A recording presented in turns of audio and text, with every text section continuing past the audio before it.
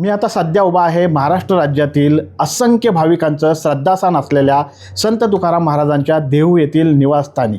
साधारणतः 1608 साली संत तुकाराम महाराजांचा जन्म याच घरात झाल्याचा आपल्याला पाहायला भेटते। या स्थळाला वारकरी संप्रदायात एक विशेष महत्त्व प्राप्त झालेलं आहे।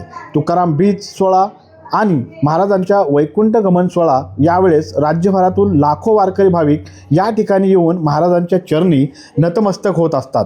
2026च्या अर्थसंकल्पनात राज्याचे मुख्यमंत्री देवेंद्र फडणवीस यांनी तुकाराम महाराज यांचं हे जे जन्मस्थळ आहे, सध्या मी ज्या ठिकाणी उभा आहे या घराचं जतन, संरक्षण आणि संवर्धन करण्यासाठी विशेष आराखडा मंजूर केलेला आहे। आणि या काळातच या घराचं संपूर्ण जे आहे ते रूप आता बदलणार आहे। आपण पाहतो हे जे जुनं घर आहे, साधारणतः 42 वर्ष महाराज या घरामध्ये राहिल्याचं बोललं जातं आहे। या घराच्या प्रत्येक भिंतीवरती महाराजांचे अभंग कोरून ठेवलेले आहेत। त्यामध्ये धन्य काळ संत भेटी, पायी मिठी पडली तो, अशा प्रकारचे अनेक अभंग या घरामध्ये कोरून ठेवलेले आहेत। आपल्यासोबत या ठिकाणचे विश्वस्त आहेत मोरे महाराज। मोरे महाराज, साधारणतः 42 वर्ष महाराज या घरात राहिल्याचं बोललं जातं आहे। आता शासनाच्या वतीने त्या घराचं रूप पालटणार आहे।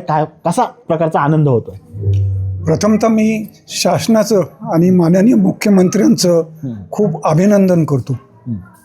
या ठिकाणी आत्ताच मागच्या 5 तारखेला संत तुकाराम महाराजांची तुकाराम बीज झाली आणि त्यावेळी या ठिकाणी लाखो वारकरी देहूनगरीमध्ये उपस्थित होते आणि दुसऱ्या दिवशी माननीय मुख्यमंत्र्यांनी अर्थसंकल्पामध्ये ह्या मंदिराच्या जीर्णोद्धाराकरता भरपूर हे केलेले आहे।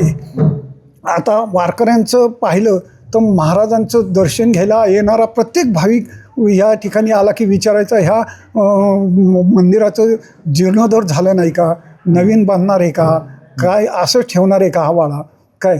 प्रत्येक भाविकांची इच्छा होती की जगद्गुरू तुकोबरायांचं जे राहतं घर, ह्या घरामध्ये महाराज तुकाराम महाराज ह्या घरामध्ये राहिले, संसार प्रपंच केला, ते हे ठिकाण हे महाराजांचा जुना वाडा आणि ह्या जुन्या वाड्याचं माननीय मुख्यमंत्र्यांनी आपल्या ह्या ठिकाणी जीर्णोद्धार करण्याचं संकल्पना केली। आम्ही त्यांचं खूप खूप वारकऱ्यांच्या वतीने स्वागत करतो। रामकृष्ण हरी। हे होते मोरे महाराज। महाराजांमध्ये किंवा वारकरी संप्रदायामध्ये जो मुख्यमंत्र्यांनी निर्णय घेतला त्या निर्णयाचं आता देहूमध्ये स्वागत होताना आपल्याला पाहायला भेटतं आहे। LS मराठीसाठी सचिन शिंदे, देहू मावळ।